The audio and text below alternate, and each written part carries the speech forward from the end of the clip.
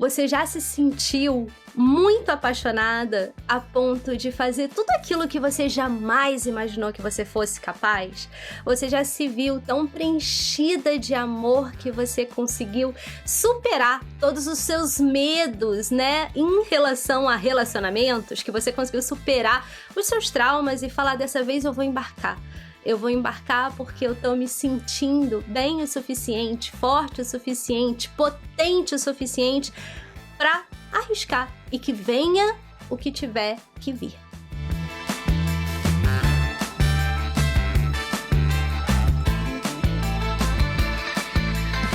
Bom, sejam muito bem-vindos ao meu canal, ao meu programa Poematizando. Esse é o nosso tema de hoje, esses amores arrebatadores que mudam a nossa vida.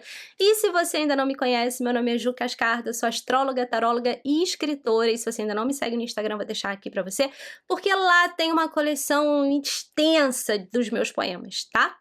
Mas voltando ao nosso tema de hoje, às vezes o destino reserva, né, essas surpresas boas. É engraçado que a gente sempre... E a gente precisa questionar, né? A gente sempre tá questionando esse lugar desse príncipe encantado que chega pra gente, dessas histórias, né, que a gente foi quando criança, principalmente nós mulheres, né? A gente foi muito criada pra viver esse amor.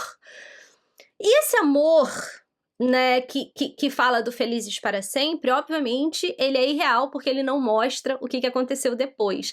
Mas é difícil tirar da gente essa expectativa, essa vontade que a gente tem de viver um amor arrebatador, de repente se encontrar tão apaixonada a ponto de não se reconhecer, porque é bom. É assim que a gente canta nas músicas, né? Se a gente olhar as músicas de maior sucesso que a gente escuta, as músicas que realmente marcam a nossa vida, que tocam nossa alma, elas falam desse amor. Esse amor que, meu Deus, eu tô vivendo algo que talvez eu nem sabia que eu era capaz. E para algumas pessoas, e aí como eu acredito muito em destino, como astróloga, né, eu acho que para algumas pessoas esse amor ele tá reservado em algum lugar, mas a gente também precisa ter a capacidade de entender que esse amor todo é a velha história, né, tá muito mais nesse campo da paixão.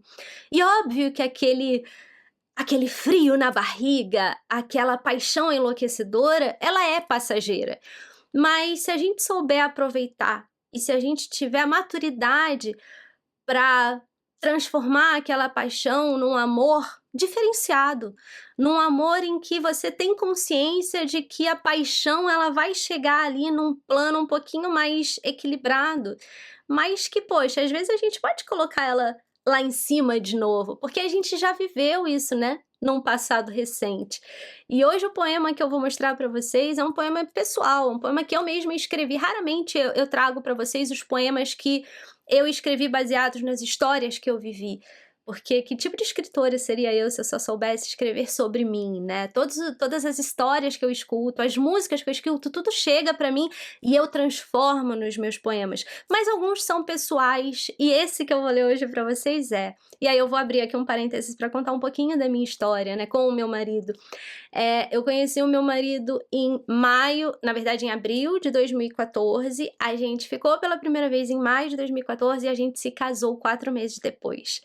E a gente se casou sem os meus pais o conhecerem, sem os pais dele me conhecerem, porque aquela era uma decisão nossa. A gente entendeu que a decisão da escolha, né? Essa escolha de quem eu quero para dividir a minha vida comigo.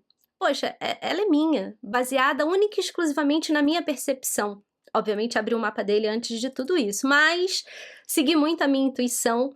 E eu não era uma pessoa que eu tinha esse sonho de, eu vou me casar, eu preciso encontrar alguém para viver esse grande amor. Eu não era, mas de repente me vi nessa situação. E tive a certeza de que eu queria encarar aquilo, mesmo que aquilo não fosse duradouro. Eu não queria saber o quanto tempo ia durar. Eu queria saber o quão disposta eu estava para tirar as minhas barreiras, sabe, de defesa de amor, daquele cansaço de um monte de relação que já não tinha dado certo, e o quanto que eu estava disposta a encarar tudo isso, a mergulhar nesse desconhecido, a embarcar, né, viagem que a gente nunca sabe o dia de amanhã, mas a gente está muito disposto de que o dia de amanhã seja tão bom quanto o dia de hoje. E é assim que eu acredito no amor. Como eu disse, obviamente hoje a gente está há 10 anos casados e é impossível a gente manter aquela paixão, aquelas certezas. Por vezes eu me questiono, ele se questiona, mas uma coisa que sempre traz a gente de volta é aquele desejo, né, que eu falei pra vocês, de você conseguir reacender um um uma chama que foi o que colocou vocês 2 nesse lugar. É muito difícil a gente construir relacionamento. Eu bato muito nessa tecla. As pessoas sempre acham: "Ai, mas tá 10 anos de casada". Amor, um monte de crise pelo caminho, né, um monte de questionamento: "Será que é aqui que eu quero ficar? Que eu ainda quero ficar?". E sempre trazendo ele pra esse questionamento também. Mas é importante a gente sempre lembrar da onde a gente veio, o que te fez escolher aquela pessoa e se aquilo ainda tá fazendo sentido pra você. Então vou ler pra vocês esse poema que eu escrevi, foi um pouco antes da gente se casar, esse poema é de 2014. Como eu te falei, né, como eu falei pra vocês, foram 4 mesezinhos só de relacionamento, então, foi um pouco antes de casar, mas eu não conhecia muito essa pessoa. Aliás, todo mundo fala pra mim: "Mas meu Deus, como é que isso foi possível?". Eu sei o quão isso parece uma loucura, mas quem tem uma história parecida com a minha, né, se for o seu caso, eu não sei o que que acontece quando a gente tem uma certeza de que a gente precisa mergulhar, sabe, nessa relação. E aí depois a gente olha pra trás e fala: "Meu Deus, já tem 10 anos". Qualquer coisa que aconteça agora, não foi porque a gente se casou com 4 meses, certo? É porque são coisas da vida. Eu acredito que eu nunca coloco esse: "Ai, vamos ficar juntos para sempre". Vamos ficar juntos até onde a gente se escolher, até onde essa relação for extremamente boa pra mim e pra ele.